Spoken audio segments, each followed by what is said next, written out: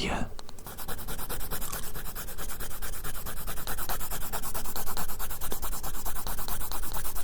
Look at that. Look at that.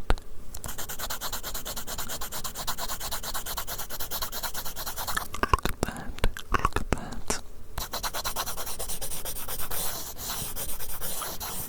You've got two distinct, different facial textures. This one and this one.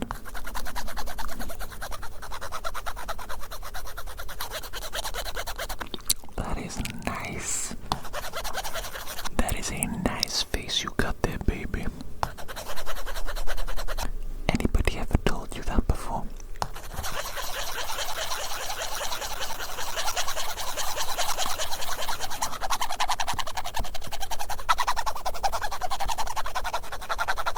I love that sound personally.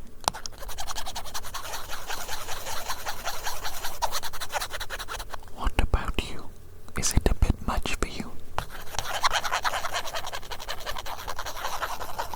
Do you have delicate, primitive little ears that match your delicate, primitive little eyes? Can you even see me though? Seriously? Hello?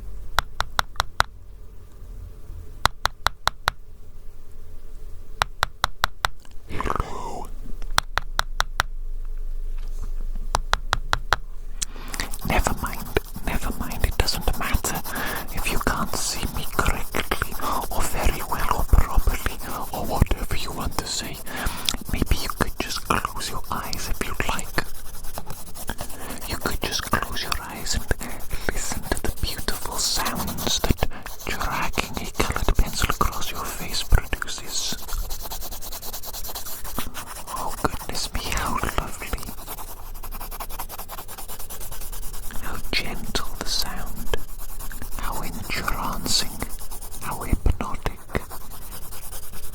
It's like it is transporting me to another world. You know what? You know what? I think that is my favorite thing about being alive. Escapism. Escaping into different worlds, different realities that exist primarily only in my mind. What does that say? What does that say as a statement? You know what I'm saying? That my favorite thing about being alive is escapism. Essentially, escaping from life itself, you could say. You could say. Does that mean that I don't like being alive? I don't think so. I don't think so, because escaping and imagination and fantasy, it is a part of being alive, isn't it? It is a part of life.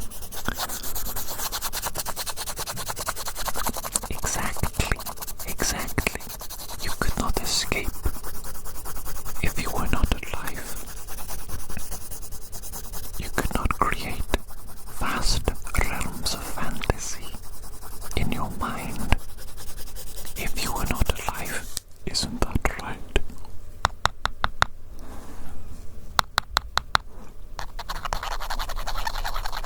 You are indeed a very peculiar thing. All these different textures. Just listen to it. Listen to it. If my face sounded like this when I dragged a pencil across it,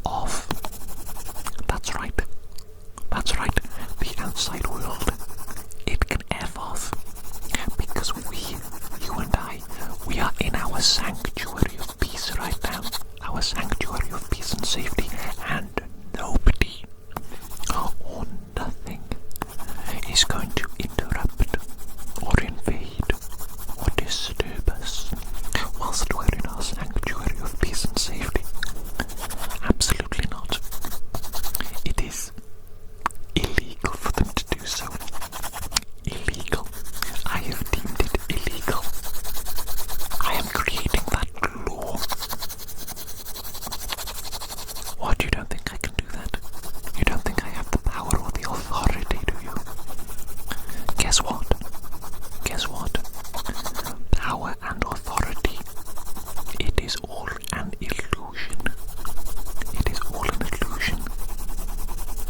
Power and authority is granted to individuals by the people over which they have power and authority.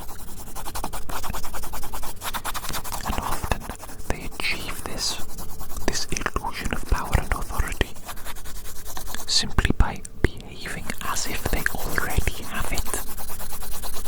And then it is given to them. It is given to them by the populace, by people. They allow others to have power and authority over them. Don't do that. Don't do that. I say, be your own sovereign individual. Use your mind. Use your mind. Use your conscience. Use your life experience. You are a highly capable, intelligent individual.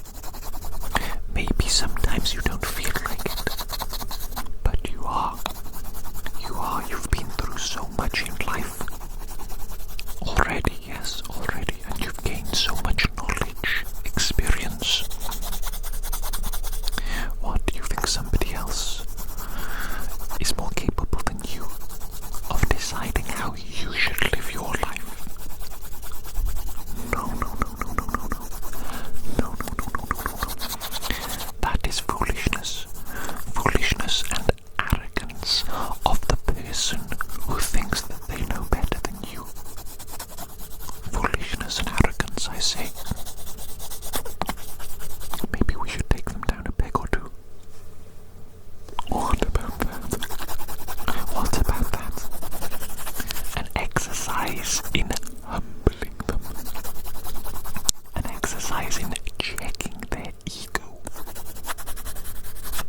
We could do that, you know. We could do that, you know. You and I.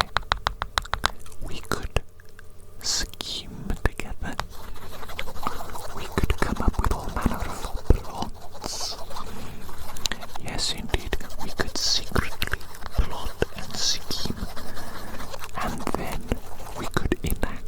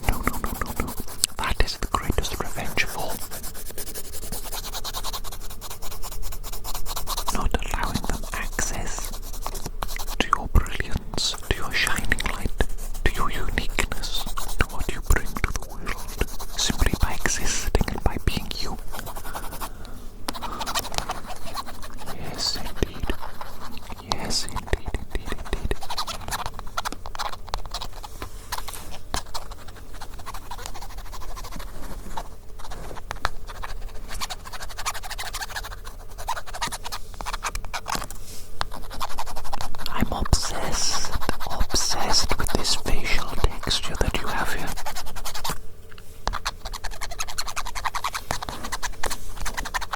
That is quite interesting, quite magnificent.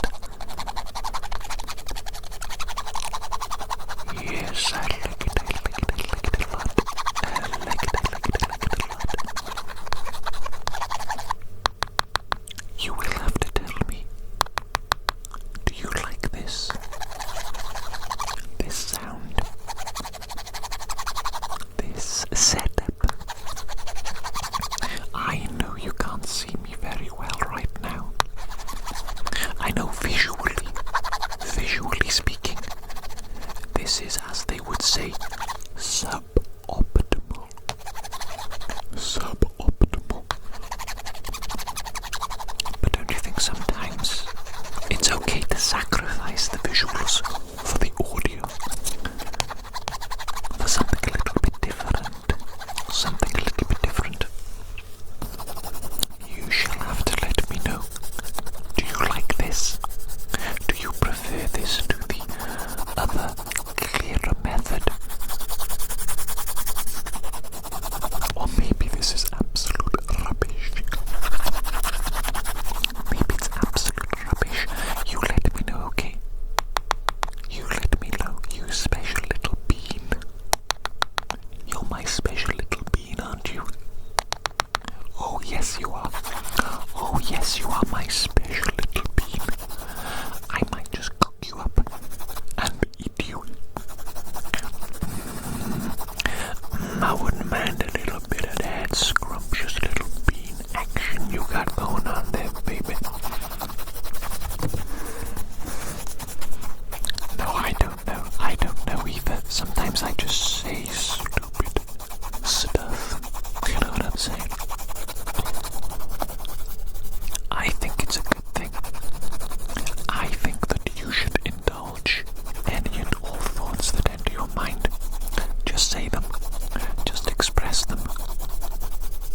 What's the worst that's going to happen? Someone's going to get upset, are they? Or they're going to think you're weird.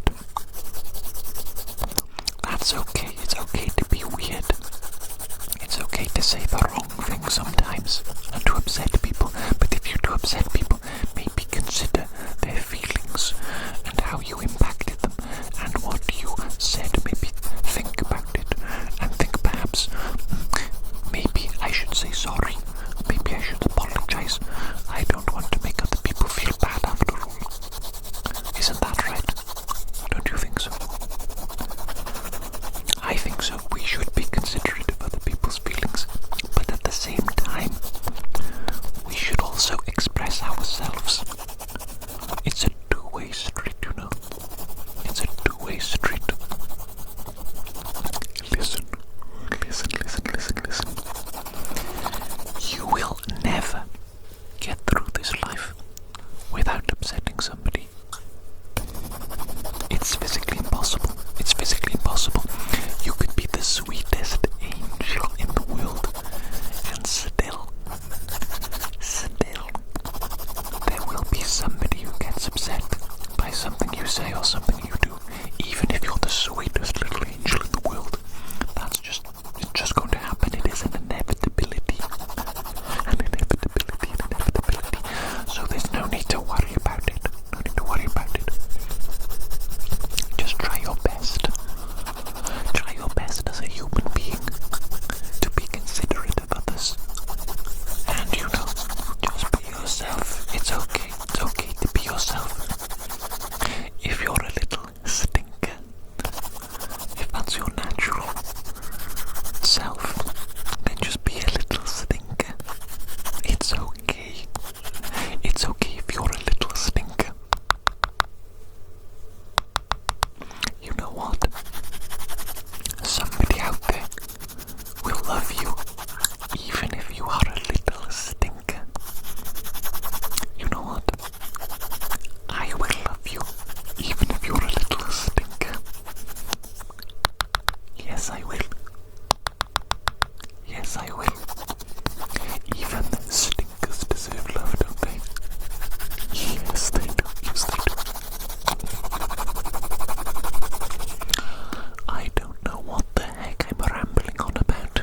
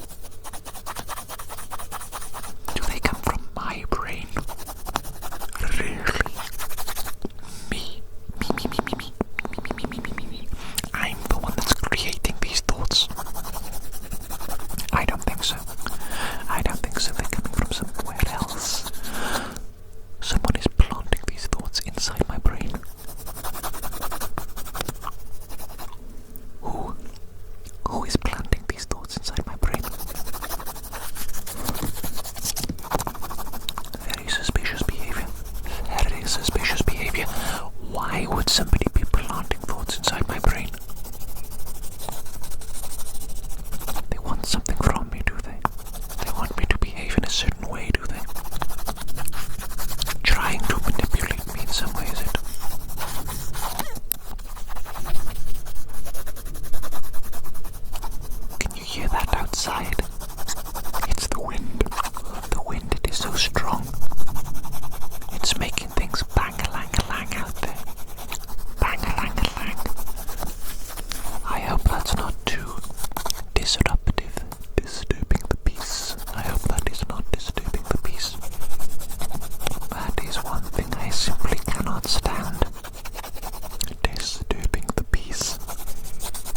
I love peace so much. Peace and quiet, gentleness, silence.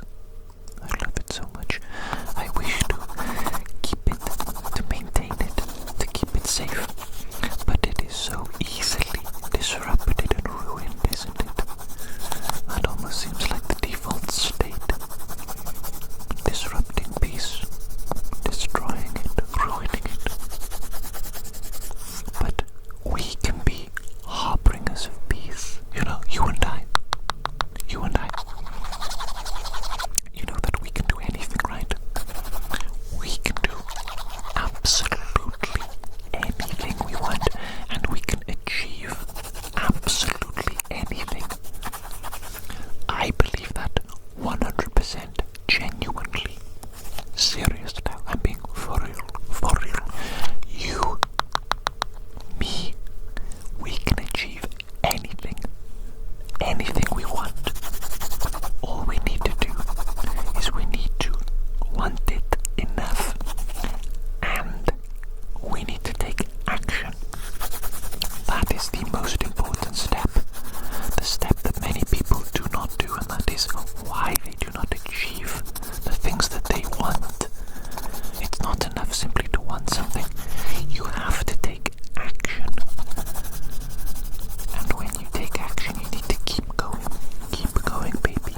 Be persistent. Be consistent. Persistent and consistent.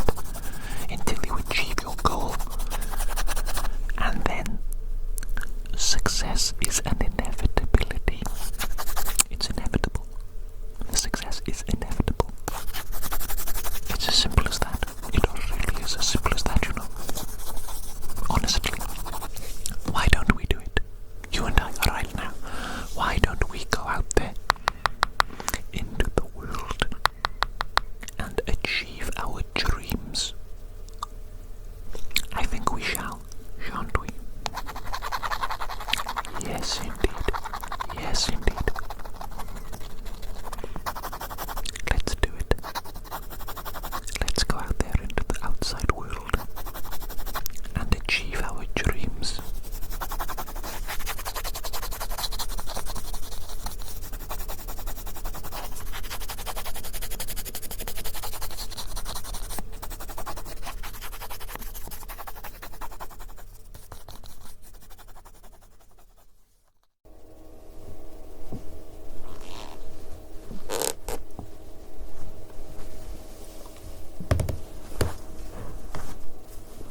Hello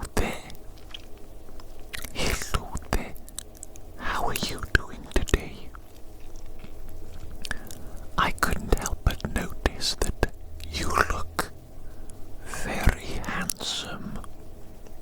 Oh yes indeed. Do you mind if I take a closer look at you? I just want to admire those handsome features of yours. Oh my goodness me, look at those cheekbones. Look at those cheekbones, the definition. That is incredible. That is absolutely incredible. Were you born this way? Or are you one of those looks maxers? You've been looks maxing, haven't you? I can tell. Are you mewing right now? My goodness me. So handsome. So flippin' handsome. Whatever you're doing, keep doing it. Because it is working, baby. It is working. Let me tell you that much. There is one thing though. There is one thing. This face of yours.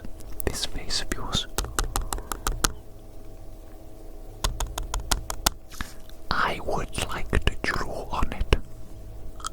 How about that?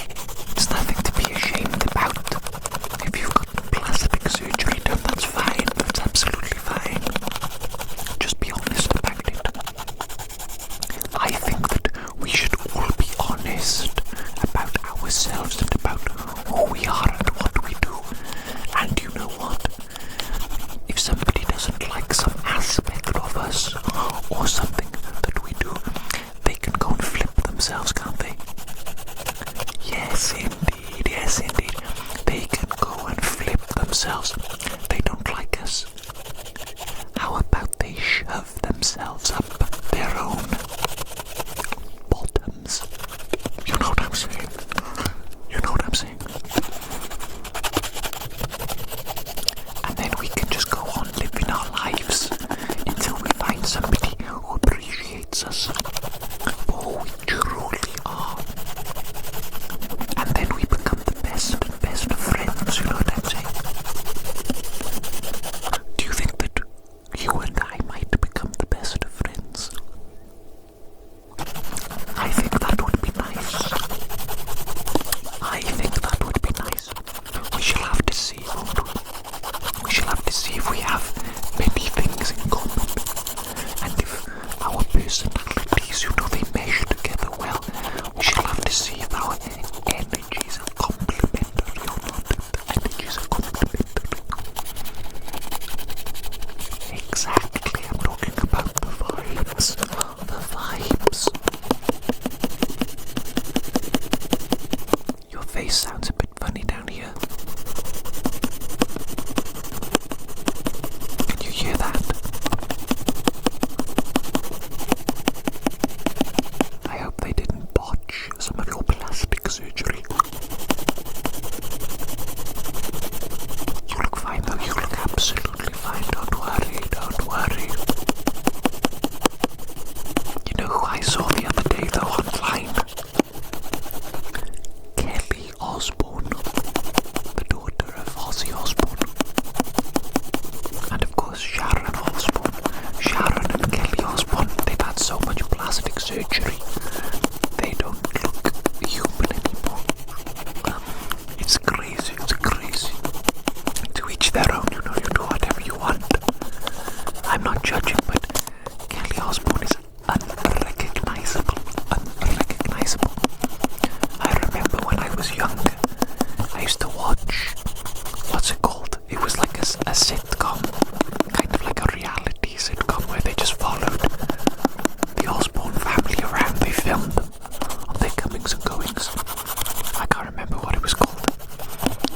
But back then, Kelly Osbourne was, I don't know how old, maybe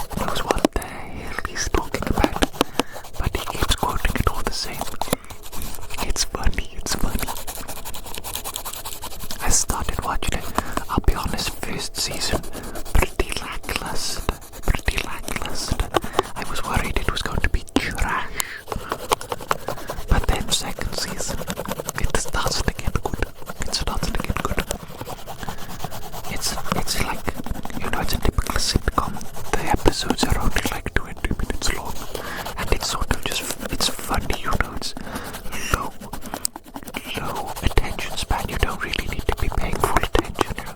You just put it on when you have a spare little 20 minutes or so, and you have a jolly old time. It's quite good. It's quite good. It has grown on me. It has grown on me. Fungus style, baby, growing all over me. I wonder what is the best sitcom of all time. The best sitcom of all time. What is it? I think a lot of people will say Friends, won't they? Friends is good. It's good. It's very good. What other contenders are there? Everybody Loves Raymond. I watched that a lot when I was younger. That's very funny. I like that. Frasier. Frasier's very good too. I like that one too. What else is there? There's loads, I'm sure, but I can't really think. You know what I really like? I really like old British sitcoms. Fawlty Towers is one of my absolute favourites. It's very short though. I think it might only be 2 seasons, and there's just like, I don't know, maybe 6 episodes per season. Very small little sitcom. It's got John Cleese in it. John Cleese. You might know him from Monty Python. And he's done all sorts of great things actually. And I love the character that he plays in Fawlty Towers. He plays Basil Fawlty, the owner of the hotel, and he's like this grumpy, cantankerous, sort of middle-aged man, and he's always causing problems, but he has like this inflated, I guess, ego sense of himself. Such a funny character. I was watching it not too long ago, and I think actually I copy a lot of mannerisms of that character when I'm being silly, you know, funny and stuff. I think that has influenced me a lot and influenced my style of comedy, you might say. Definitely worth watching if you haven't already. Oh, you know what? I just remembered. Red Dwarf. Have you ever seen that? It's like a sci-fi comedy. Oh, it's so good. I can't believe I forgot about that actually. I love Red Dwarf. It's just about a bunch of guys drifting around in space in their spaceship, and they get into all sorts of things. I think the human on board might be the last human. I can't remember the law, you know, There are 4 of them on board the ship. There's the human. There is like an android called, what's his name? Crichton, I can't remember. There's a hologram called Rimmer, he's a funny character. He's kind of like a nerdy character, I guess. Kind of like a strict by the book character. And there's this, he's like a cat. He's like a humanoid cat. A cat that got turned into a human, maybe, I'm not even sure. I really like the first like couple of seasons because his character is just really shallow and undeveloped, and he's just like in reality he's just this really well-dressed dude, really cool dude, and he'll just like enter the room spinning around and dancing, and he'll be making these funny noises. He'll be like, ow,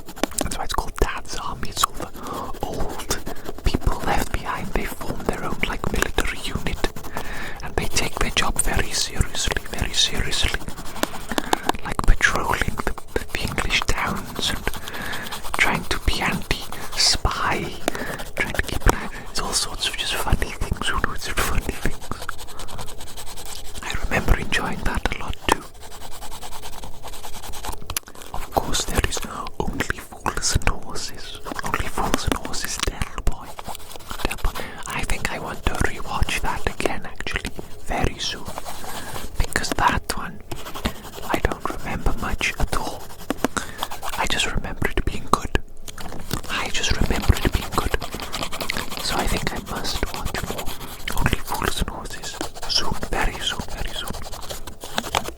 There's another one that I saw quite a bit when I was younger.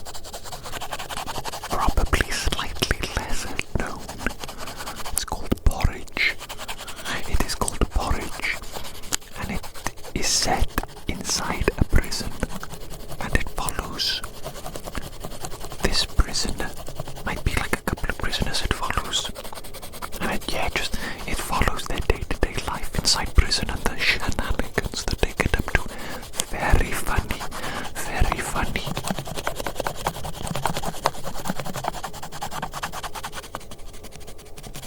I think that kind of stuff might be my favorite. Old British sitcoms. I'm trying to think if there are any new British sitcoms that really hit the same way as the old ones. I don't think there are.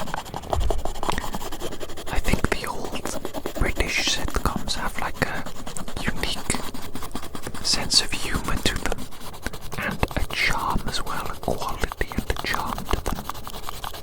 I think because they're old, there is a part of me that thinks that just everything was better in the past. Is that foolish?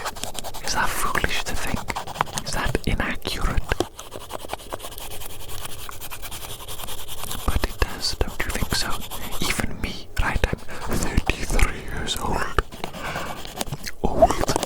I'm an old man. And I remember life before the internet. I didn't have a computer or the internet when I was growing up. And it was fantastic. It was fantastic. I used to go walking over to my friends' houses, knock on the door, and be like, "Excuse me, can my friend come out to play?" Sometimes they say yes, sometimes they say no, they're busy. And then if they say yes, we go out and we play. And we go in the fields, and we build tree houses and make dens. Maybe I'm being silly. Maybe I'm being overly romantic about the past, you know. Maybe it wasn't better back then than it is now. I don't know. What do you think? What do you think? Do you think things were better in the past than currently? Also, tell me what is your favorite sitcom? Tell me what is your favorite sitcom so that I might watch it. Yes, I must see more. I must see more comedy. I absolutely must. I love it.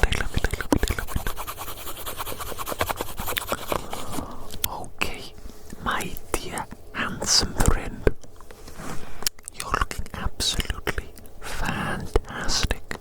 I mean, you looked good before, but now you look amazing. I've taken you to the next level. I've made you into a bona fide piece of art, a work of art. Oh my goodness me. Okay, I have to say goodbye to you now. I have to go, okay? Goodbye. I hope you enjoyed our time together today. And maybe I'll see you again in the future. Goodbye. Bye.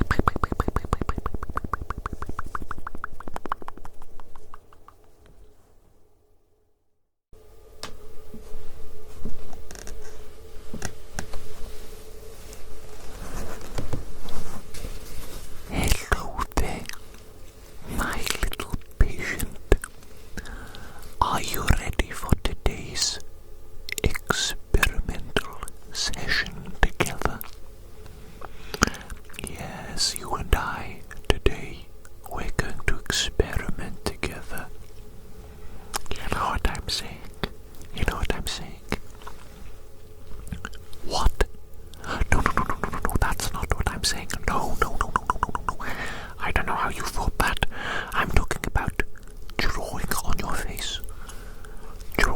face. Yes, it is a new experimental therapy activity.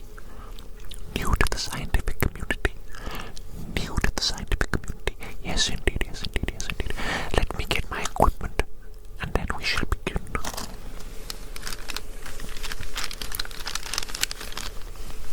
I've got my fluffy little doggy pencil case. My fluffy little doggy pencil case.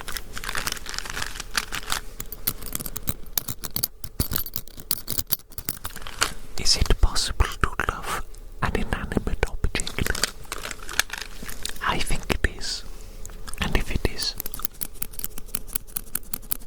then I love my fluffy little doggy pencil case. Let me get my coloring pencils out all nice and neatly arranged again.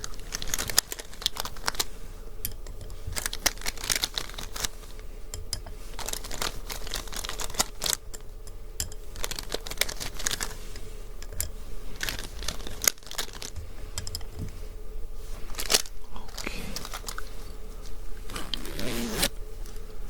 I think that is enough to begin with, isn't it? That is enough to begin with. Let us start the therapy session today with the color red. With the color red. Can you see it? Can you see it?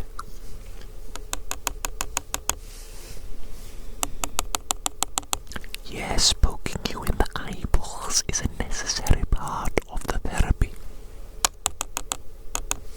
Absolutely 100% necessary.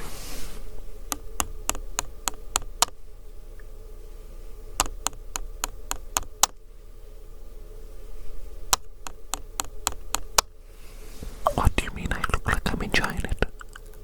Well, my enjoyment is mood. It is mood. It doesn't matter whether or not I'm enjoying it. It is therapy nonetheless. It is necessary nonetheless. Okay, let's stop poking and let's start drawing, shall we?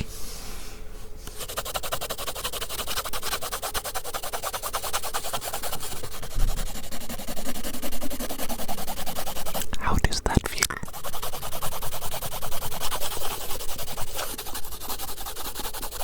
Does that feel good?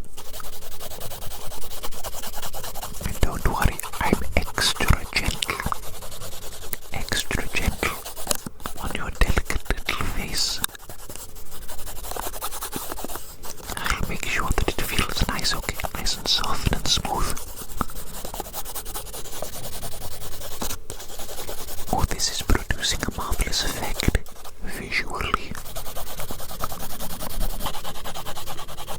You know what's funny? You know what's funny? Sometimes I get emails from companies offering some sort of sponsorship deal. You sponsorships, sponsored ads. Disgusting. How absolutely disgusting. No, they're not that bad, are they? You can just skip them. Everybody does that, don't they? Everybody just skips past them. And why wouldn't you? They're annoying. They're intrusive. Stupid. But so far, every email I have received, every offer, has been absolute garbage. The offer itself, the product, and don't get me started on the actual email. These companies don't know how to write a professional email to save their lives. I'm not even necessarily talking about the tone of the email, which isn't really that important in my opinion. I'm just talking about basic grammar, basic spelling, basic language. It's 2026. If English isn't your first language, use Google Translate. Use, I don't know, AI or something. Just be like, yo, AI, does this make sense to a native English speaker? Does it sound natural and normal?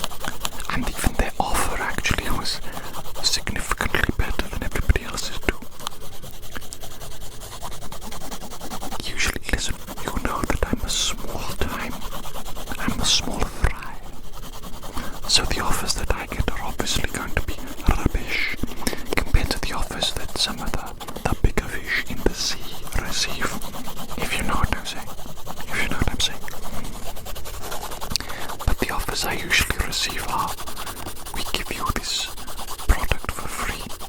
You feature it in one of your videos, and you give a link to your viewers, and anybody that buys the product through the link, you get a little percentage, little commission, you know.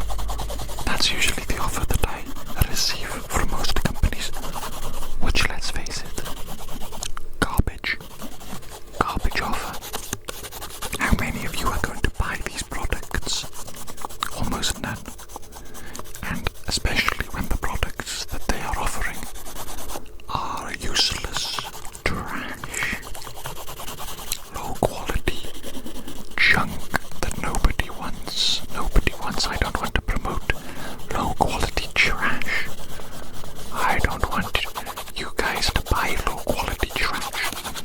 So I'm not going to promote it, obviously. That's just how it's going to be. It's quite simple. But this company, the company with the dolls, you know what I'm saying? Not only were they going to give me one of the dolls for free to test out on a video, maybe not to test it out on a video, but you know what I mean, to feature it in a video. They also did the commission thing with the link, but they were also offering cold hard cash money up front. You know what I'm saying? Now that's not bad. I like cold hard cash money. I like cold hard cash money, baby. But yes, that is by far the best offer that I've received from any company thus far. And it just surprises me that it comes from basically an adult company. They're the most professional, and they're the ones that offer the most, that give the best offer. How surprising is that? Does that say something about our society? I'm not sure. I don't think I want to think about the societal implications of it. Perhaps I'm thinking too deeply. Let's move on to another color. What do you think will complement the red? Surely a green.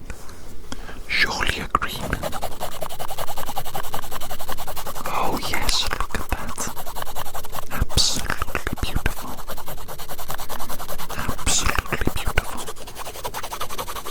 Are you enjoying the therapy session today? Is it proving to be therapeutic? Is it relaxing you? Relax.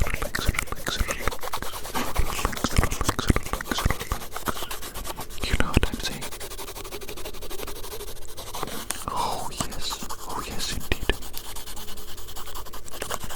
You know, I haven't replied to a single one of those emails. Not a single one. I don't know if that's so rude.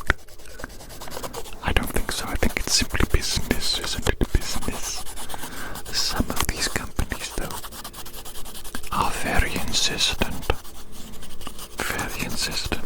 They send like, I don't know, 10 to 20 emails, reminder emails like, oh, not sure if you saw our last email, but look at this amazing offer. Brother, if I don't reply to the first 5 emails, what makes you think I'm going to reply to the last 15 that you send? You know what I'm saying? Get a hint.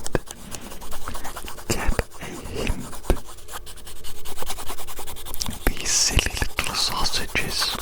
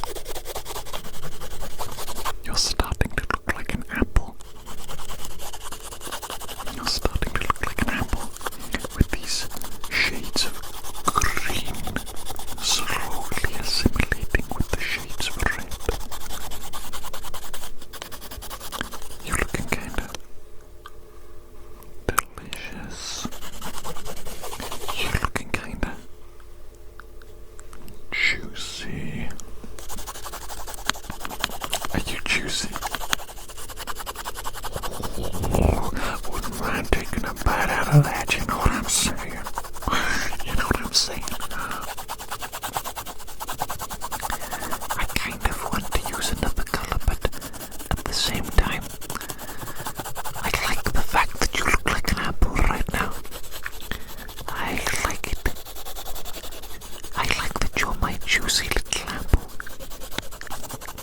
You're my juicy little apple, aren't you? Oh yes. Oh yes. How adorable. How adorable. I'm going to keep you up on the shelf. I'm going to preserve you for life, forever.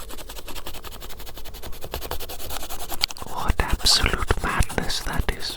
What absolute insanity.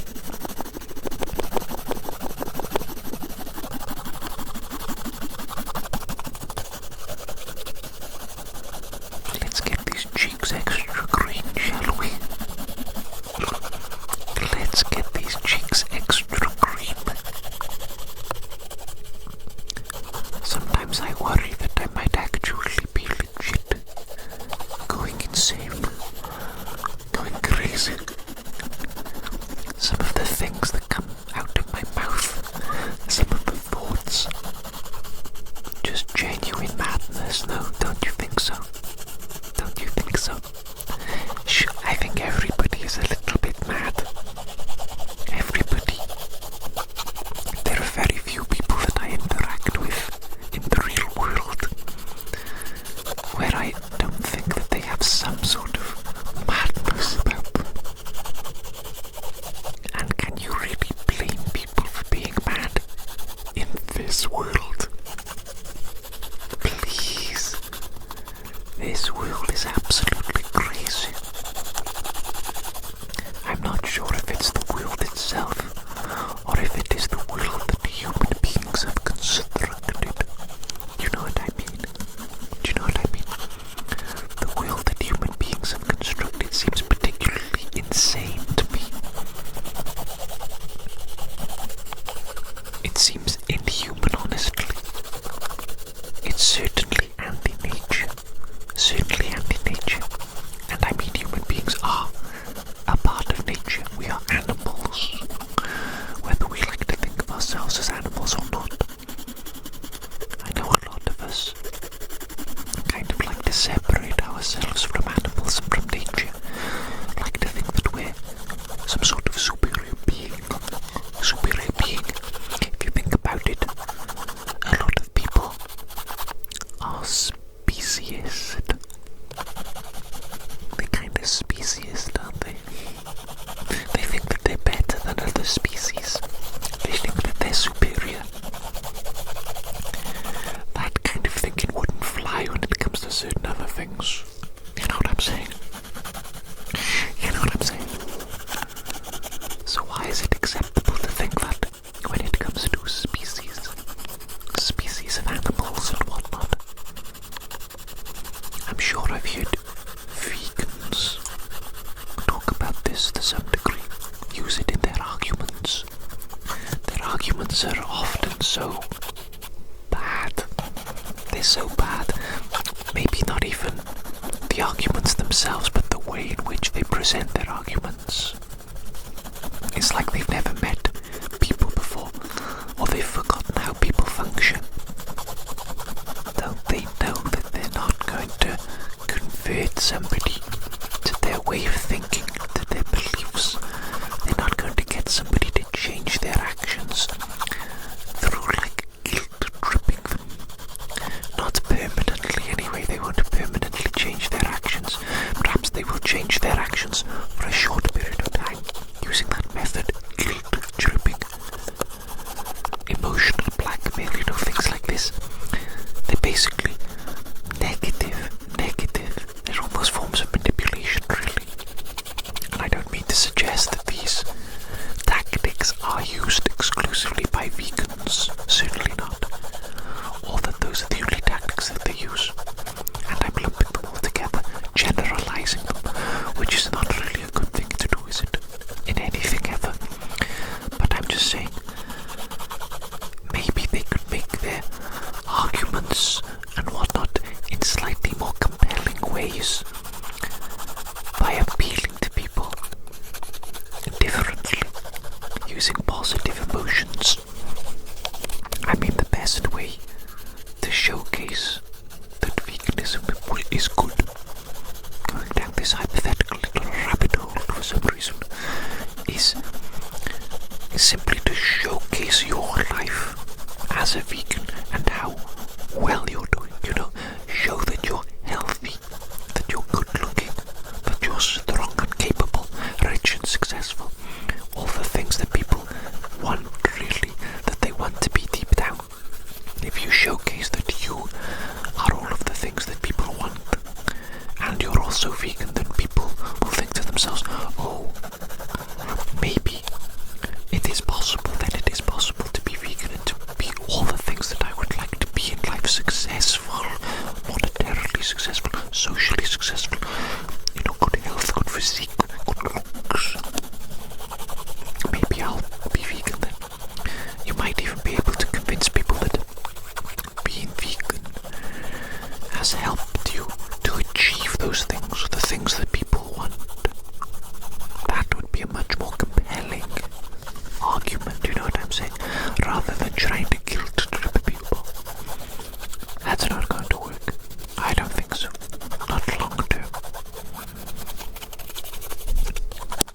It's not even really about veganism, this thought process, is it? It's about how to convince people, how to change people's minds and attitudes successfully long term, and how to change their actions, their day-to-day actions, which is the most difficult thing of all, probably, to enact real physical change. How do you do it? It's psychology, really, isn't it? It's all about psychology. As if I know anything about that, although I do, because I'm a medical practitioner. Don't tell me you forgot. Don't tell me you forgot that I am a medical practitioner. I'm a doctor right now, and we're doing this experimental growing on you therapy. That's what this has all been about. Don't tell me you forgot. I didn't forget. Oh, no. I didn't forget. No.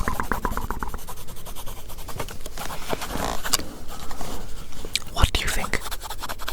Has today's experimental session drawing on your face been a therapeutic success? Have you enjoyed it? I hope so. I hope you enjoyed it. I do believe that that is the end of our session today, the end of our appointment. I shall see you again in the future for something else, no doubt. Take care out there, and goodbye. Goodbye.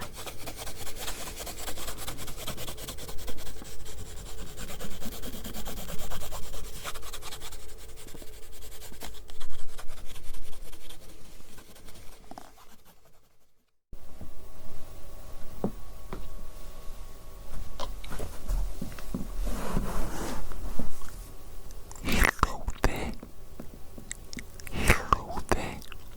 What are you doing lying on the floor like that? You know what? Your face, it looks a little bit boring. You have a boring looking face. I mean, it's just so uniform in color. You know what I'm saying? It's kind of plain and boring.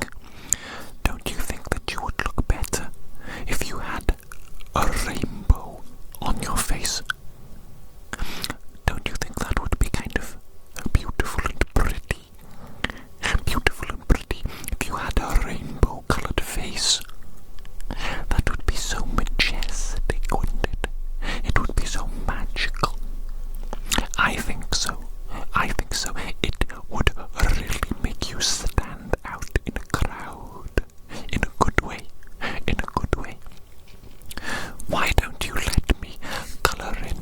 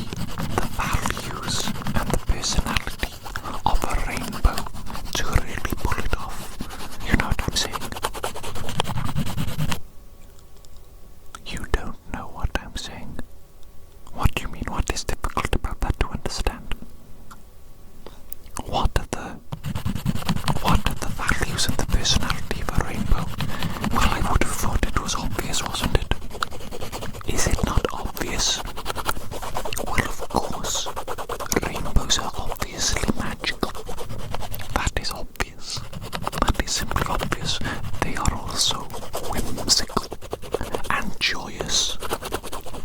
And not just in themselves, but they spread joy and happiness to others. Think about it. Think about it. When you see a rainbow, how does it make you feel?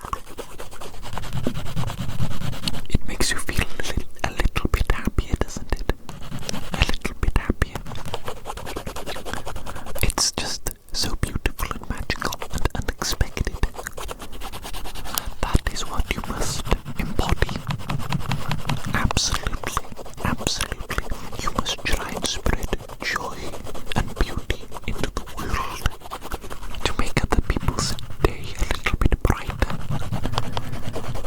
And in turn, doing that will make you feel good too.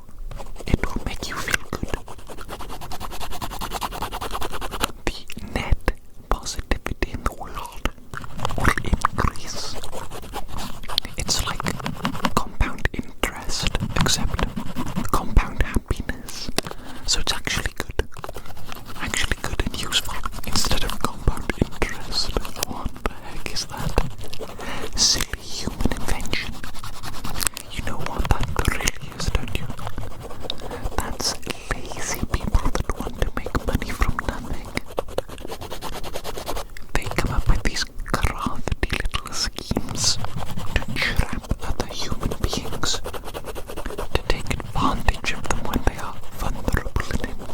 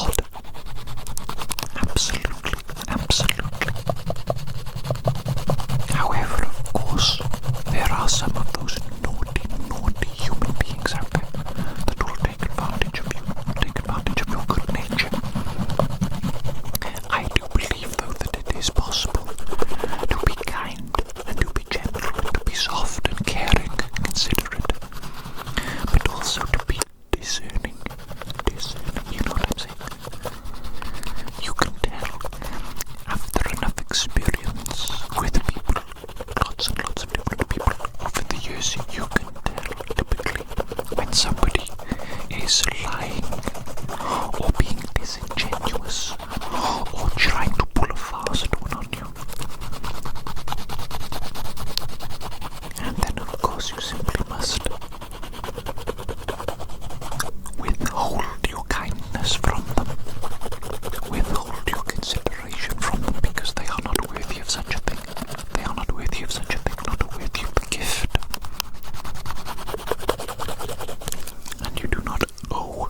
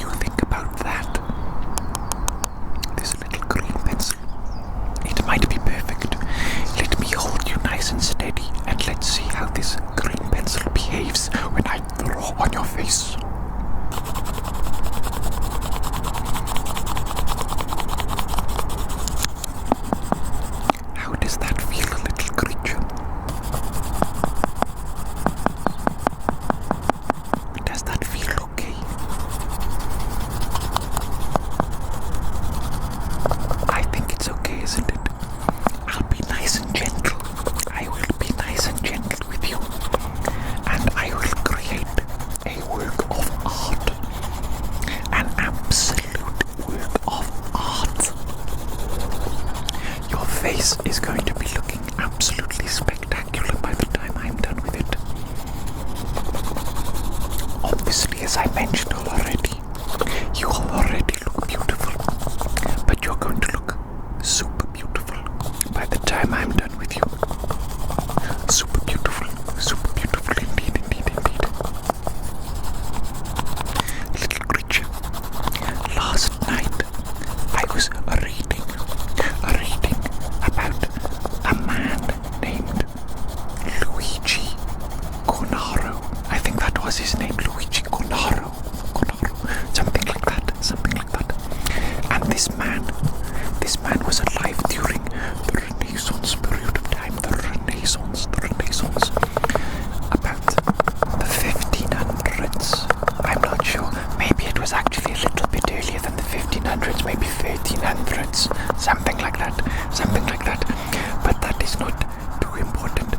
What is interesting about this man, Luigi Cornaro, I think that's his name, is he lived until about 90 or to 100 years old.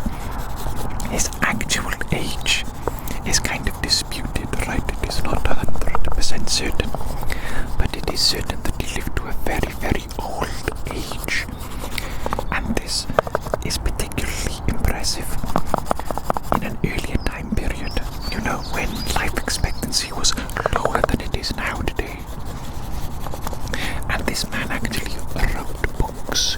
He wrote books about the secret to his longevity, the art to living a long life. And in his books, his number one key principle is to eat in moderation. He believes that eating in excess is what causes a lot of disease. Apparently, this man Luigi, in his 40s or something, he had a number of diseases. I'm not sure exactly what. My reading on this topic was a little bit brief, you know. I was only reading about it last night. But he had some diseases in his 40s, and then he supposedly cured them or got better, something like that, through diet and lifestyle changes. And then he went on to live until the ripe old age of 90 to 100 years old, something like that. That's extraordinarily impressive, isn't it? Don't you think so, little creature? Don't you think that is extraordinarily impressive?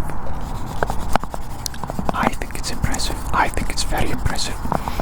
And yes, his number one key principle was to eat in moderation. And he said he never ate until he was full. He always ate until just a little bit below being totally full, you know. He said, if you feel light and energetic after eating, then that is the correct amount of food to eat. And if you feel heavy and lethargic and tired, then that is too much to eat. However, I will say, there was one thing I read that said that he only ate 350 grams of solid food per day. And he ate 400 milliliters of wine every single day, drank 400 milliliters of wine every single day. That seems like such a ludicrously small amount of food. 350 milligrams. Are you kidding me? That's not even enough food to sustain a teenage girl. I eat kilograms of food every single day. Kilograms. And I'm not even exaggerating. And I'm skinny. I'm a skinny dude. I am 6'1" though, and I got crazy metabolism, you know. Crazy metabolism. And if I don't eat kilograms of food every day, then I lose weight, which is not good. That's not good. I've been very, very, very, very skinny before, and it is not good. It comes with all sorts of health problems on its own. So I think this man is correct in that eating in moderation is key. However, also eating too little that is not good either. That is terrible, in fact. And I think this fact that I read, that he only ate 350 grams of solid food per day, I think that's either incorrect or I don't know. That's not good. That is not good in my opinion. That is far too little. Far too little. In terms of actual food that he ate, he pretty much only ate bread, fish, chicken, goat, and what else? What else did he eat? Eggs. And I think that was literally it. And broth as well. Broth like soup. Soup. But he never ever ate anything raw. And I don't think he ate any fruits or vegetables whatsoever, which is absolutely shocking to me. Absolutely shocking. Absolutely mind-blowing.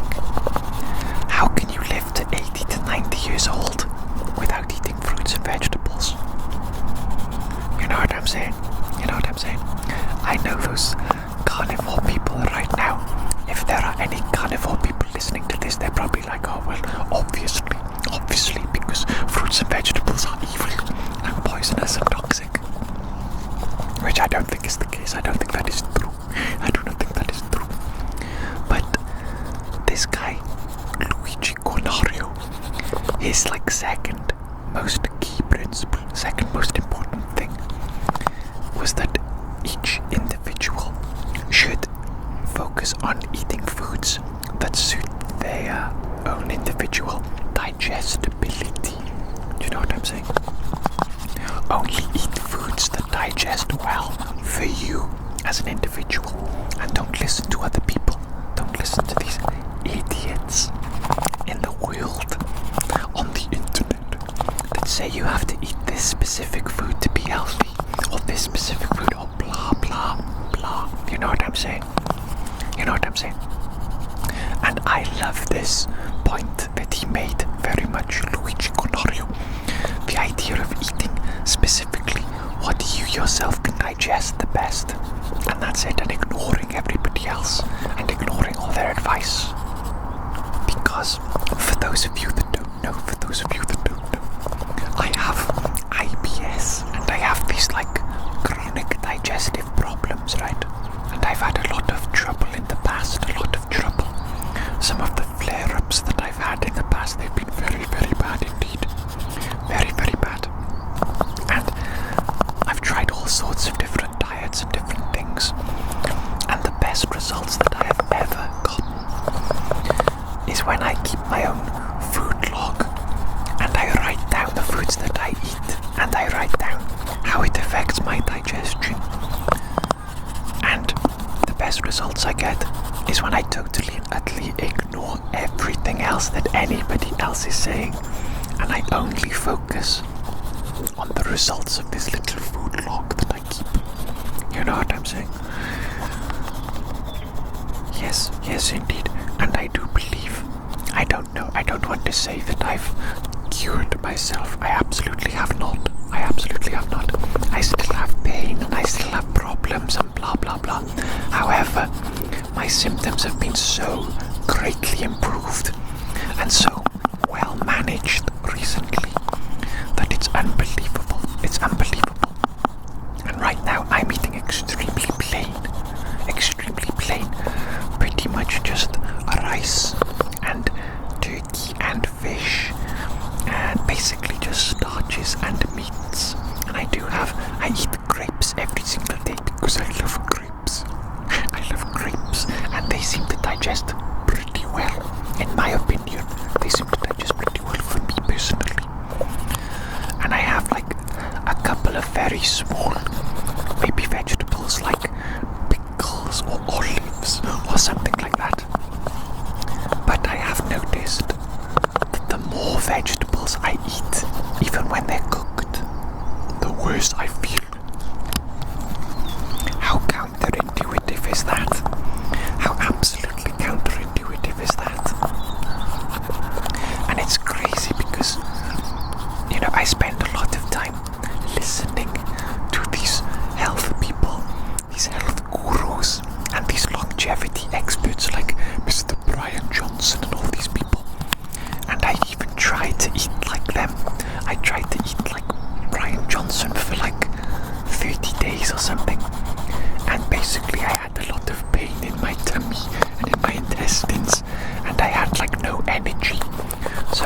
his way of eating does not suit me at all. It does not suit me at all, even though he's claiming that, like, it is the best way to eat scientifically. But for me, I do not believe so, and I believe that is the case for everybody. I believe that everybody needs to be eating individually what is best for them, and they need to ignore all these people, all these scientists. Maybe don't ignore scientists, not 100%, but take everything with a pinch of salt and believe yourself more than you believe anybody else. Believe your own intuition more than you believe anybody else. That would be my advice for anybody. Let me get a different color, little creature.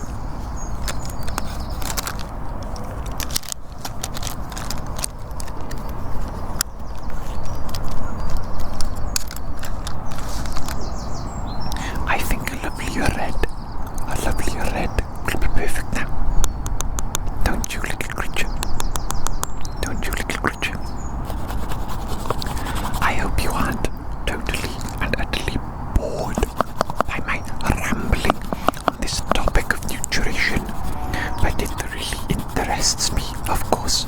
Of course it interests me, because, you know, I have digestive problems, and I believe that the solution is diet and lifestyle changes, because I'll be real, doctors have been absolutely useless in helping me in the past. I don't even go to doctors anymore, which is obviously foolish, isn't it? Foolish and stupid. I'm a typical foolish, stupid man, aren't I? Typical stupid man.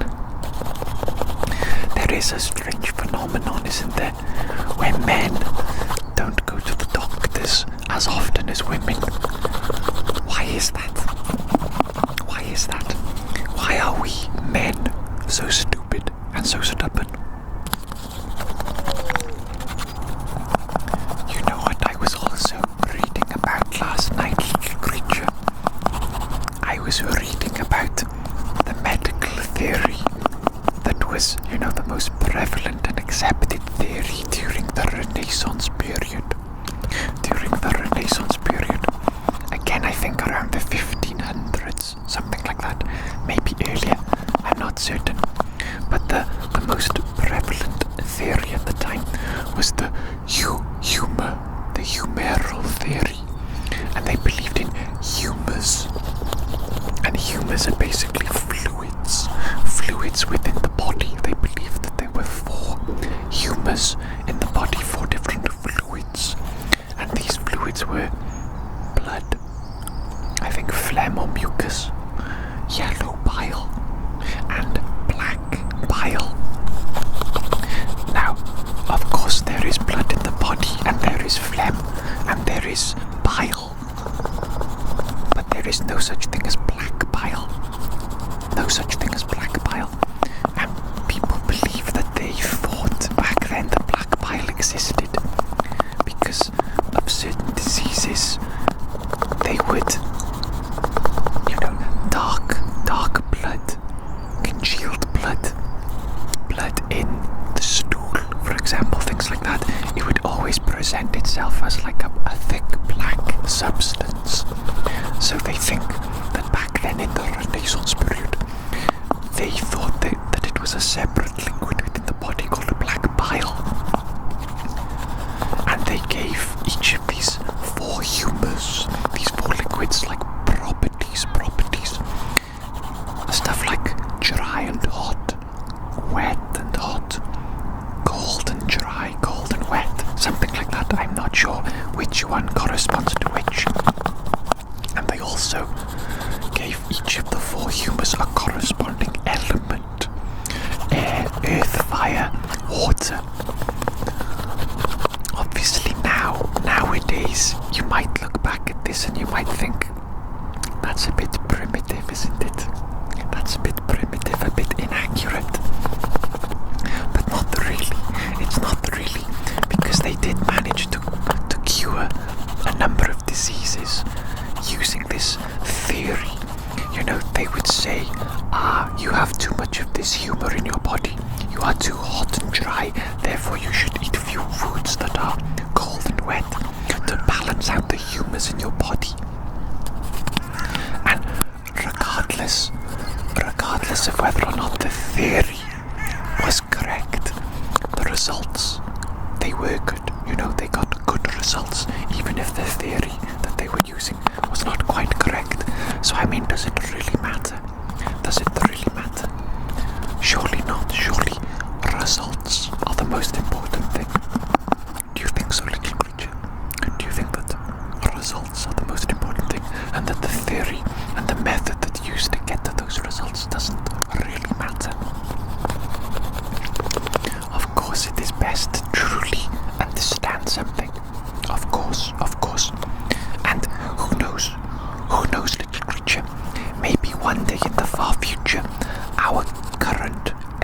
its scientific theories will be considered primitive. Maybe we shall disprove some of our beliefs that we hold now as true. It is very possible, it is very possible that actually we are extremely primitive beings right now. Personally, I can't imagine it. I can't imagine.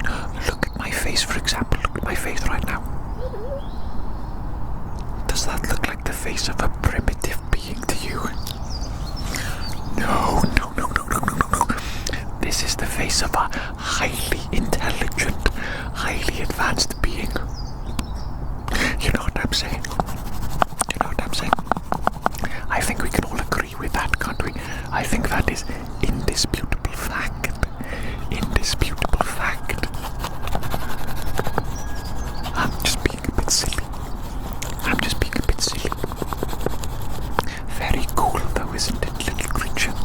Very cool to look into the past and to look at how humans behaved and what we believed.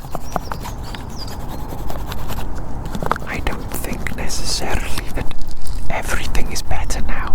I don't think necessarily that is the case. I think there are lots of things that were better in the past.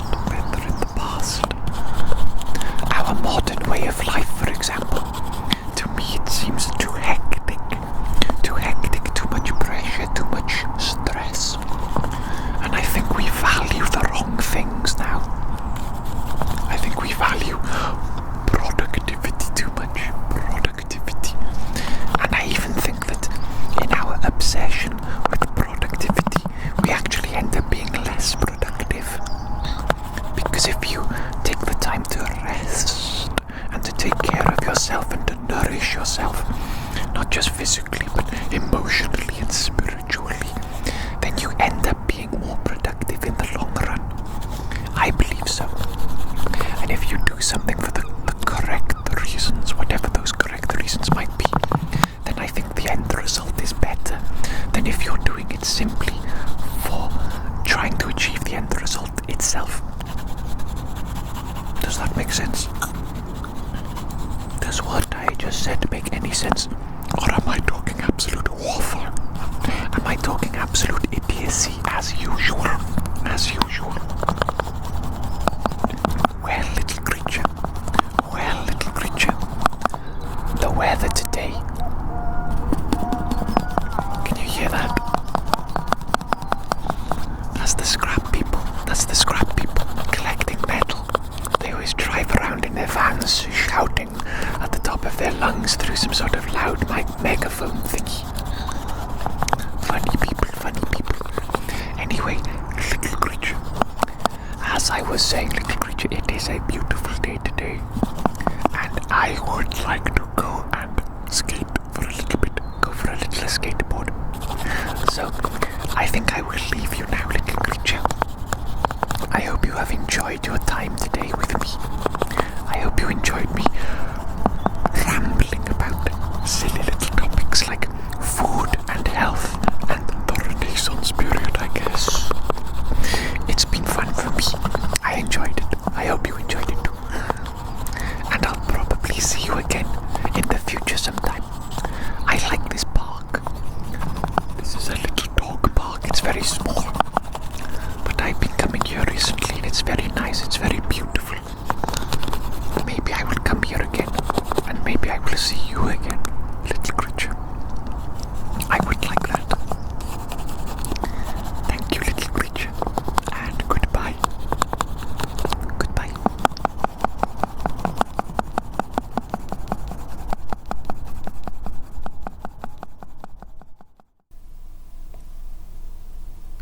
Hello there. How are you doing today?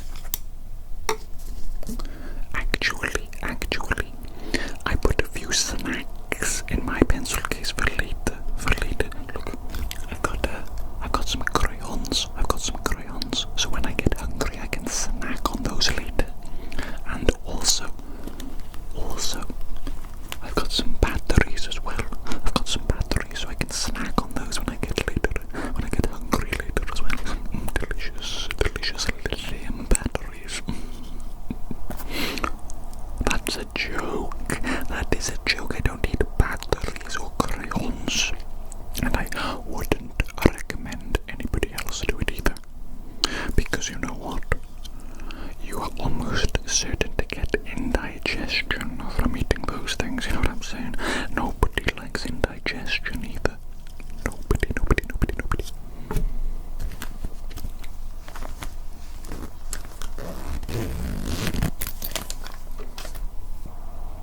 Okay, I've been rambling far too much, haven't I? My apologies.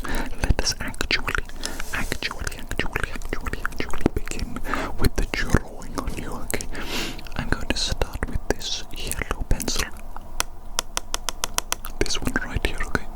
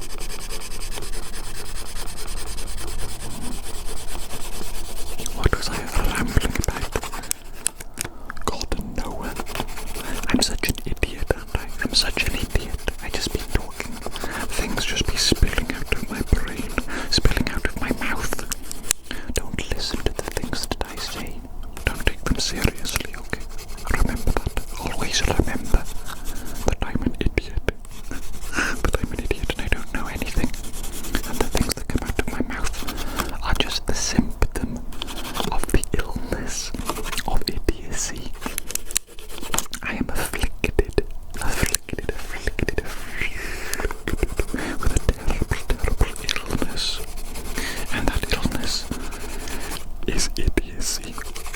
Stupidity. You know, I read recently, actually I might have read it a while ago as well. I think I've read it multiple times now. But I read a theory about why we have not been contacted by aliens. Because if you think about how vastly large the universe is, with all the planets and the solar systems, surely there's absolutely 0% chance that we are alone in the universe. There has to be aliens out there, there has to be. And if there are aliens, surely there are some aliens that are as intelligent as ourselves or more intelligent. And if that is the case, then why have they not explored space and found us and contacted us? Is it merely because of the vastness of space, the sheer vastness? To find the human race, to find planet Earth, would be like finding a needle in a haystack. Is that a possibility? I think that is a possibility, indeed. But even if that is the case, then it is surely only a matter of time before aliens discover us, or before we discover aliens. But the theory that I read, that I was talking about, that I wanted to talk to you about, is the theory that as you become more intelligent as a species, you have less children, and this can be seen by looking at the human race, and at statistics. The higher a person's IQ, the less children they have. Generally speaking, obviously this is not true in every single individual case, but in terms of trends and correlation, it is true. The higher the IQ, the less children people have. So if you were to extrapolate this data, the conclusion that you would reach is that once a species reaches a certain level of intelligence or IQ, they simply stop having children altogether. And what happens then? The species dies out. So the theory is that we have not been contacted by aliens, because once a species reaches the level of intelligence required for exploring space on a large scale, they also stop having children, and then the species dies out. A flaw perhaps. Wait a minute. There's no way there could be a flaw in the design of intelligent life, is there? No. God created everything right, and there's no way that God would make a mistake, is there?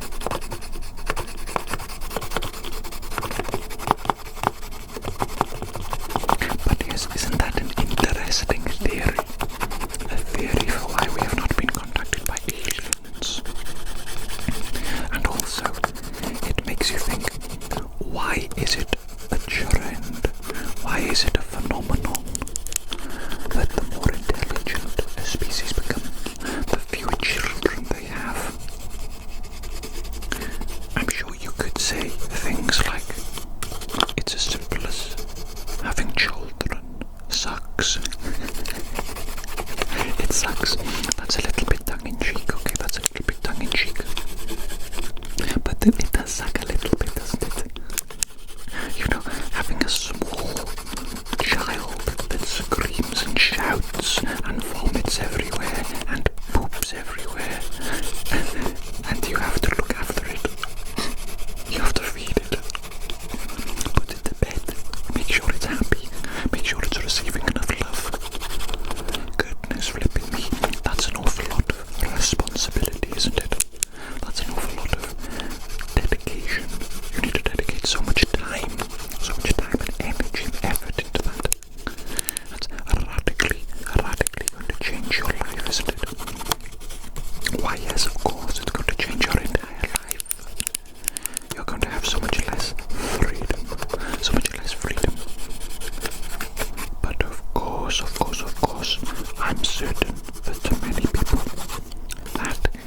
is not even a sacrifice. It's not even a sacrifice because the joy that having children brings into their life fulfills them in such a way that to sacrifice their own freedom and their time and their energy, it is not even a sacrifice at all. It is a worthy price to pay for the blessing of having children. I'm sure there are many people that think like that. Not me though.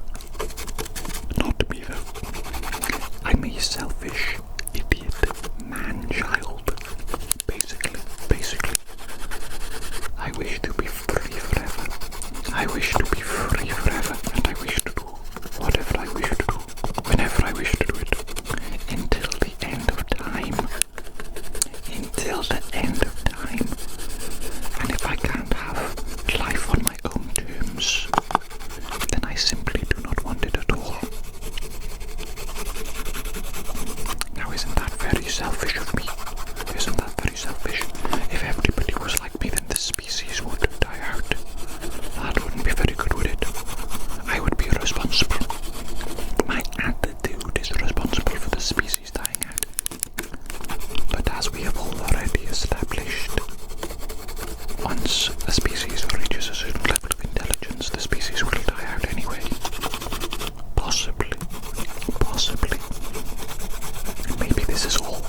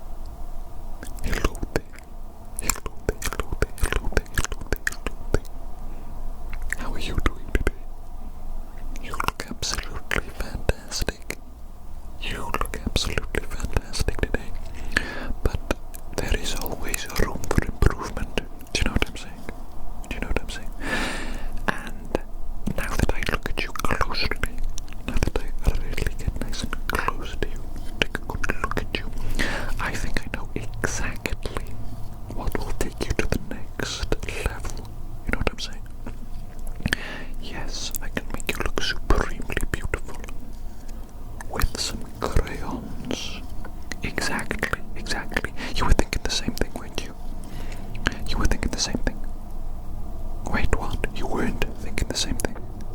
Really? Well, I suppose that's why I am me and you are you. You know, my brain, it is very special. I've got a special brain. I see things that other people don't see. And one of those things that I see is the potential of others when crayons are applied to their face. Isn't that an unusual little gift? An unusual little gift that I have. A vision. Crayola vision. Yes indeed. Okay. Are you prepared for me to draw on your face with crayons? Well, what do you mean? I mean, you want to look supremely beautiful, don't you? Imagine being supremely beautiful. You could get so much attention, and if you don't like attention, you could simply mock others with your mere existence. You know what I'm saying? And that is the ultimate form of mocking, is it not? Simply existing. Oh yes, indeed. Okay, you know what? Let's just begin. Let's get these crayons out of my pencil case and let's begin.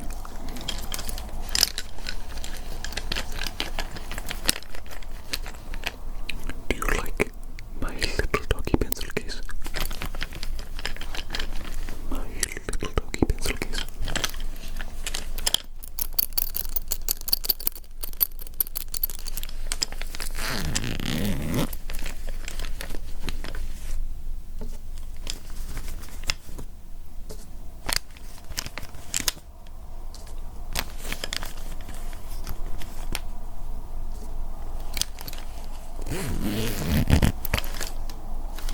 I do, unfortunately, only have 4 crayons, which is a little bit sad, isn't it? A little bit sad. The selection of crayons is very limited, but rest assured, I am an absolute master artist. Do you know what I'm saying? A master artist. I'm going to begin with green.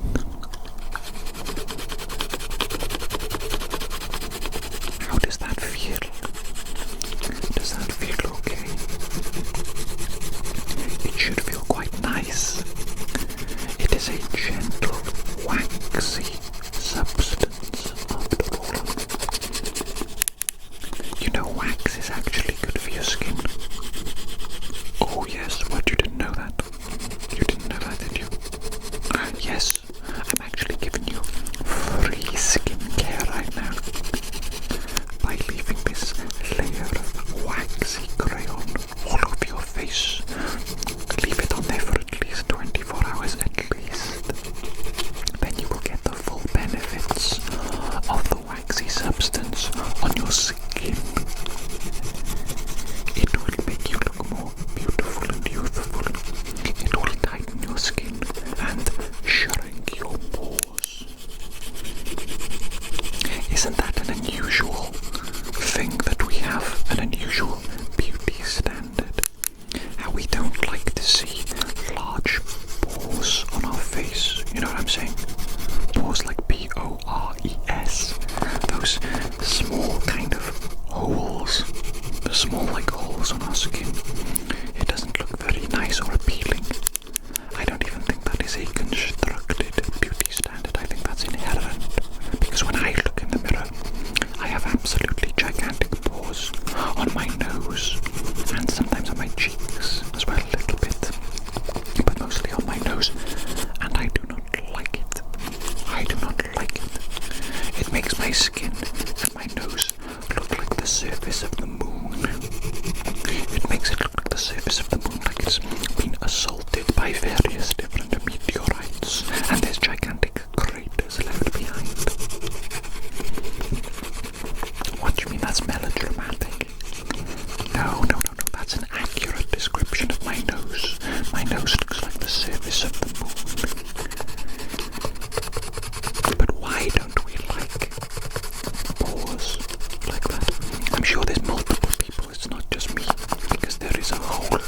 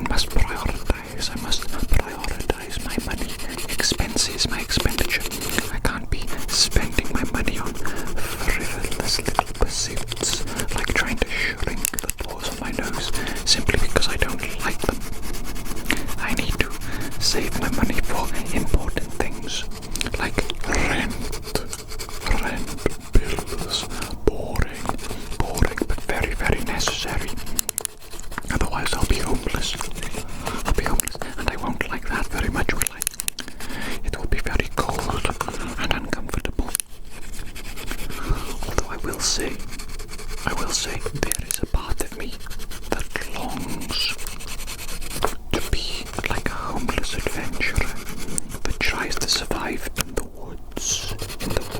Not 100%, I'm not talking like straight up survivalist kind of stuff, because I'm a be real, I do not have the skills required for that, not currently. I could learn, of course we could all learn, couldn't we? We could all learn anything, at any time. We can do anything we want at any time. I believe that, and that's pretty cool, but I'm thinking more like living in the forest, then coming into the city to get whatever I need to survive, you know, like living on the edges of society and the edges of civilization. I'm not sure why this appeals to me so much. That's not normal, is it? That's not normal. Most people don't have some sort of secret desire to live on the edges of society, to live in a forest, and to come into the city like a goblin to retrieve what they need to survive. That probably never even crosses most people's minds, but it exists in my mind for some reason. I wonder why that is. Maybe it's because I already feel a little bit like I'm on the edges of society, you know what I'm saying? I don't know if you've noticed, but I'm a little bit weird. And one of the things is, when you're weird, as weirdos, we don't really fit in to society very well. We don't really fit in very well sometimes. And that's okay. We can't all be the same, you know. In fact, being different is what makes us beautiful and unique, and what makes life so interesting, isn't it? It was me. What makes life so interesting? Absolutely. But I can't help but feel like an alien sometimes. Like an alien pretending to be a human being. And that I just don't understand simple concepts that come so easily to other human beings. Mostly social stuff, honestly, I find really peculiar. I just don't understand some things. It's okay, boo. It's okay. Maybe you're like me. Maybe you're a bit of a weirdo too. Maybe you're a little bit of an outcast too. It's okay. We will still find happiness in this life, and we will still find people that love us for our weirdness and our difference, won't we? Yes, indeed. It is important to remain authentic and to remain yourself. Don't try and change yourself to fit in. No, that's silly. That takes away some of your unique beauty. And if anything, your unique beauty is a gift to the world. And if you were to change yourself to try and fit in, you would deprive the world of your unique beauty. Do you know what I'm saying? I don't think God would be very happy if you deprive the world of your unique beauty. And therefore you must continue to be exactly who you are. Even if that is a bit of a weirdo, a bit of an outcast. Or maybe you're totally and utterly normal. Maybe you're so normal that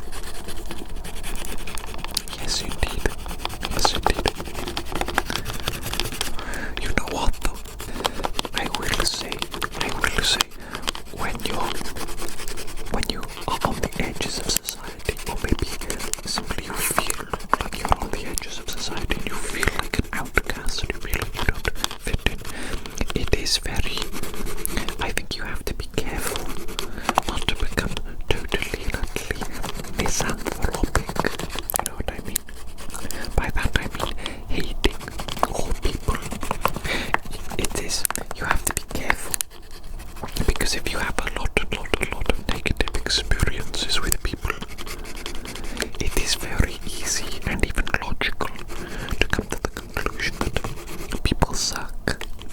And you know what? People do suck a little bit, just a little bit, just a little bit. Just a certain percentage of people, they do suck and they are mean. But there's also a percentage of people that are beautiful, wonderful angels upon this earth. And so you have to remember not to become misanthropic, not to become bitter, and not to allow the bad experiences and the bad people to completely and utterly dictate the way you think and feel about all people.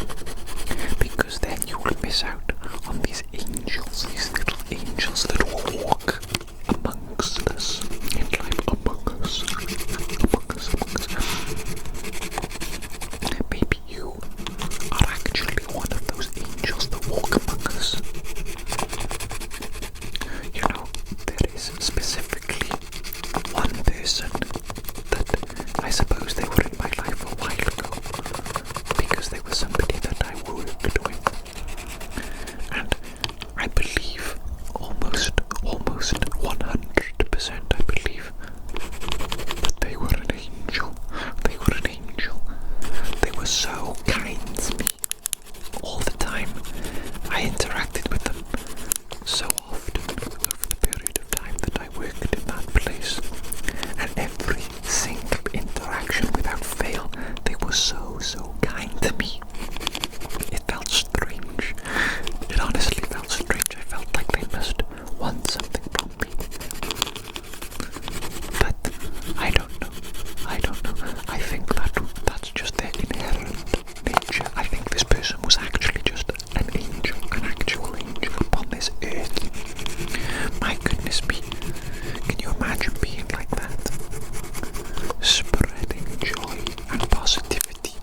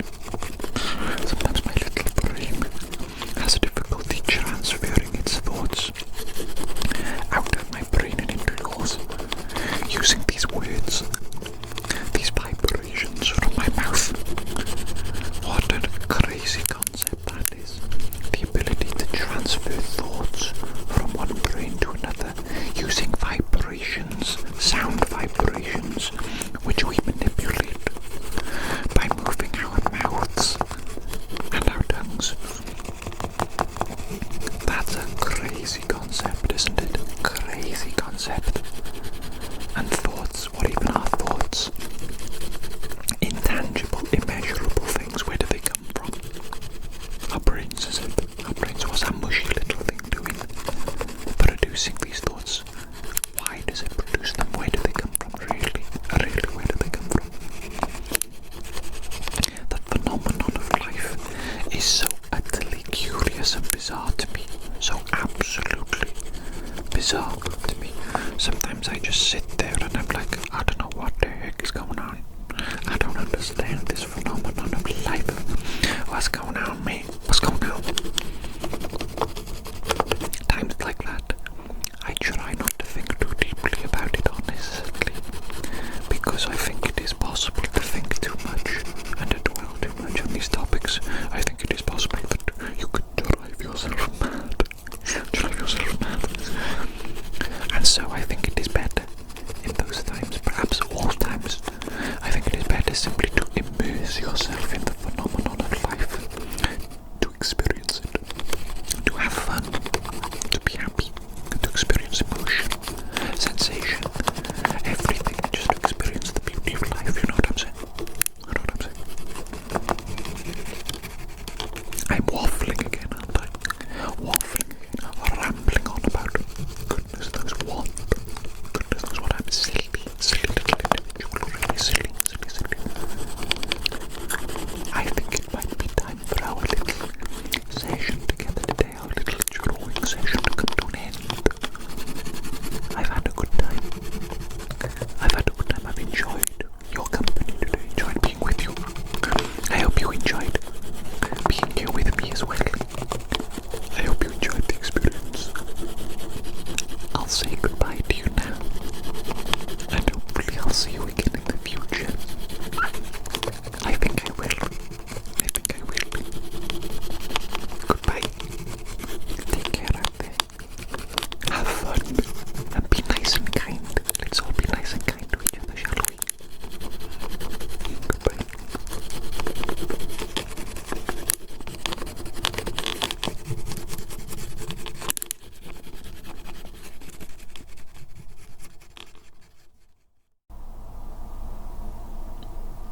Hallo. Guten Tag. No, I don't speak German. Sprechen Sie Deutsch? Nein. Is that German? I don't even know. I don't even know how I know just those few little German words. I guess I've just heard people talking about German, speaking in German, and I've picked up a couple of words. I don't know. Anyway, my adorable little creature, my beautiful little being, today I would like to draw on your face, if that's okay with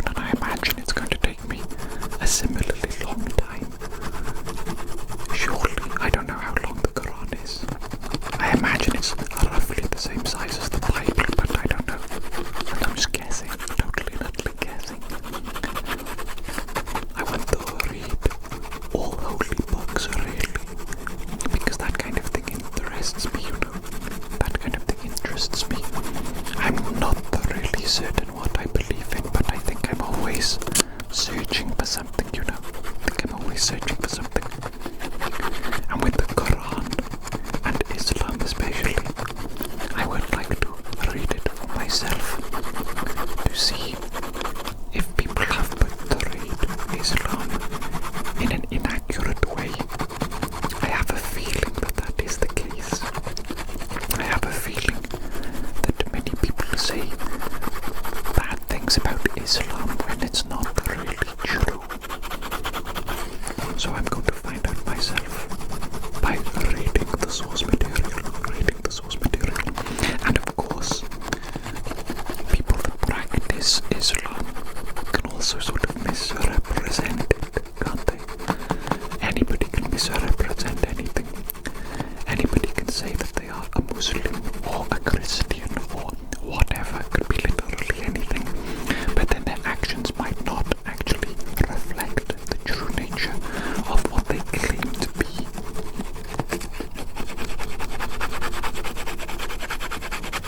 So yes, I'm very interested to read the Quran for myself, finally. I felt like I needed a break from reading the Bible, because it does take a lot of time and energy, you know. They're heavy books, really, they are heavy books. You could read like a small passage or two every single day, and many people do. That's probably the best way to digest it, slowly but surely. You know, I bought the Apocrypha, which is a big collection of all the books that were supposedly going to be included in the Holy Bible originally, but then for one reason or another they were not included in the Bible. Some of them, their authenticity is questioned. That's why they aren't considered canon, because they're not considered authentic. Some of them were simply deemed,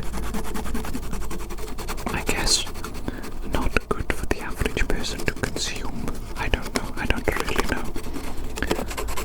But when putting together the Bible, who was it? It was a council of people that decided what was and wasn't to be included in the Bible. And obviously since then there have been countless different interpretations, translations, versions of the Bible, of course.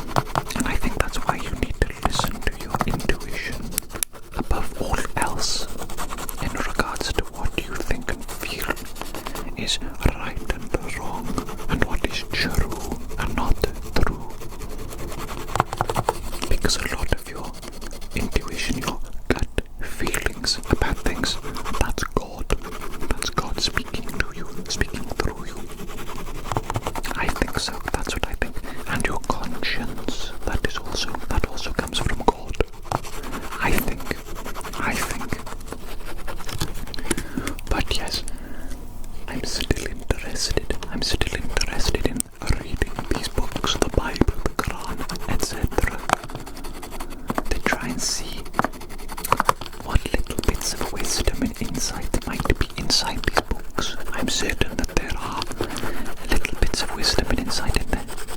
Absolutely certain. Absolutely certain.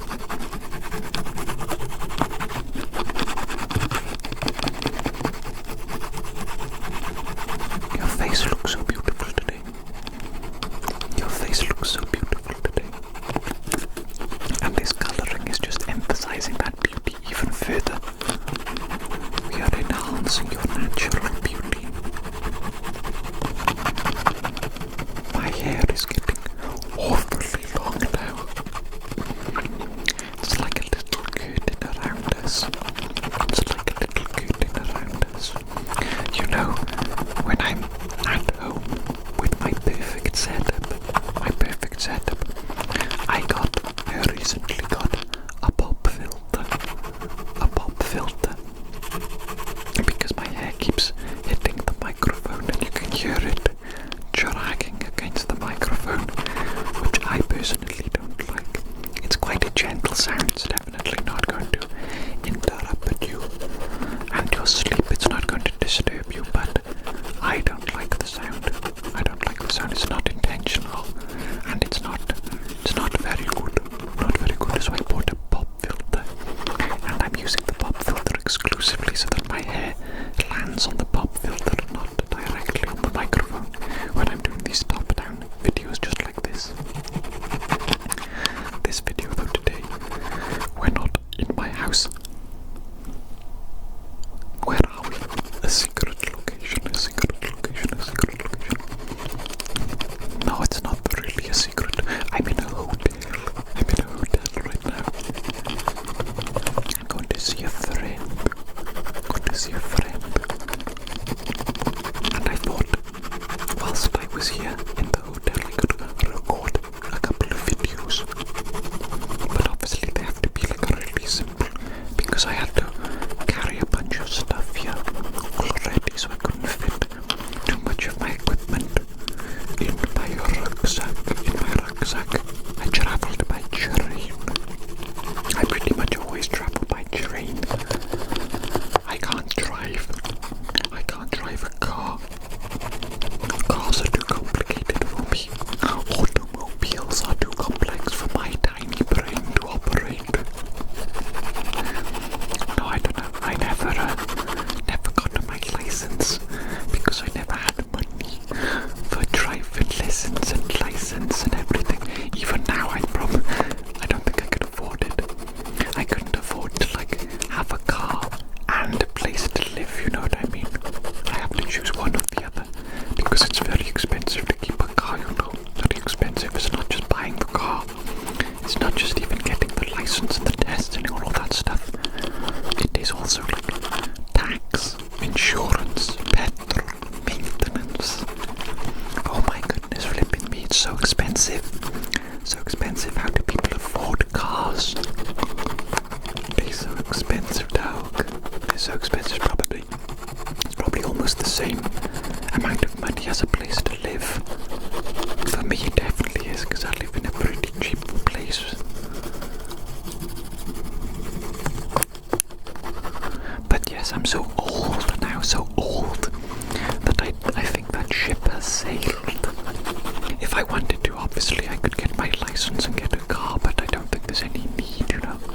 There's certainly no desire. I have no desire to get a car. You know what, I might like to get one day? A motorbike. Because motorbikes are freaking dope. Freaking dope.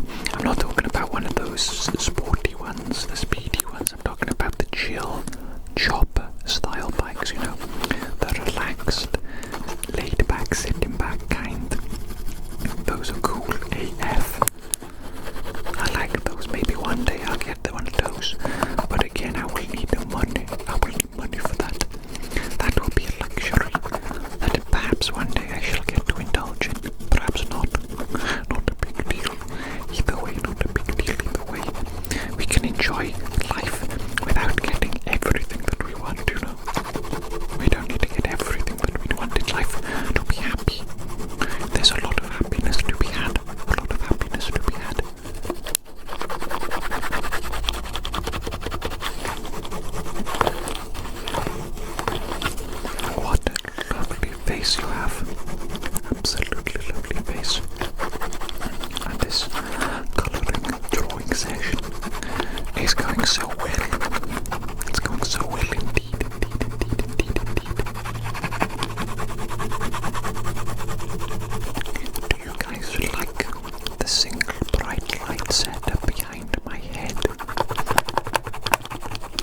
designed as like a passive trigger. You know, there's like the eclipse trigger, ASMR trigger, the eclipse trigger, where typically people do it by holding a light, like a torch, and they will bring it either in and out of the corner of your vision, or they will bring it in and out from behind an object. And, you know, the eclipse effect, the effect of it disappearing and then reappearing, will sometimes give people visual tingles, It works for me very good indeed. And I'm wondering, you know, sometimes I have ring lights in the back of my videos. I'm trying to create that eclipse effect passively when my big head moves in front of the light and blocks it, and then my big head moves again and reveals the light. I'm just trying to sneak in another potential trigger. Sneak one in there, you know. Got to be honest, this hotel is not the best for recording. It is very loud. Very loud. Oh my goodness me, Hopefully though, through the magic of editing, you can't even tell. Hopefully. I think the most difficult thing about recording in a loud environment is when the loud noises and the bangs force you to stop, and you have to wait a little while for it to become quiet again, and during that time period you completely and utterly lose your train of thought. You lose your mojo, and then you need to try and get your mojo back, and you have to hope that your video seems at least somewhat consistent throughout.